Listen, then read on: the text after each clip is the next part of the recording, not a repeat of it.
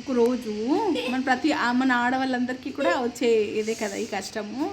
మా అమ్మ చేసిన వంట బాగుంటుంది, మా అమ్మ చేసిన వంట బాగుంటుంది అని మా వారు చెప్తూ ఉంటారనమాట. నాకు కొంచెం పిల్లలు లేట్గా అయ్యారు. చెప్పినప్పుడల్లా నా వంట ఎప్పుడు బాగుంటుందని చెప్తారా అని చూసేదాన్ని నేను. అది అయిపోయిందాక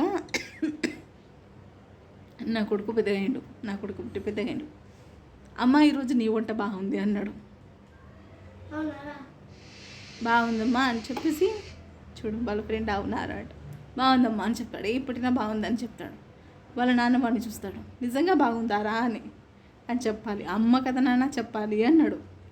అంటే నువ్వు నీ అమ్మకు రెస్పెక్ట్ ఇస్తున్నావు, ఇక్కడ నీ కొడుకుకు నేను కూడా అమ్మనే కదా చెప్తాడు. ఆబ్వియస్లీ వాడు మన వాళ్ళ గురించి మనం ఎంత ఎక్స్పెక్టేషన్ చేస్తామో మనకు తెలియదు, కానీ పిల్లల మీద మాత్రము మనం ఎక్స్పెక్టేషన్ పెట్టుకోకపోయినా వాళ్ళు చెప్తారు.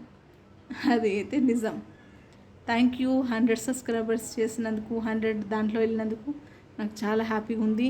ఎల్లమ్మ తల్లి దయ వల్ల మీరందరూ కూడా మంచి ఆరోగ్యంగా ఉండాలని, అంటే నేను కూడా ఆరోగ్యంగా ఉండాలని, అందరూ ఆరోగ్యంగా ఉండాలని కోరుకుంటున్నాను. Thank you so much guys.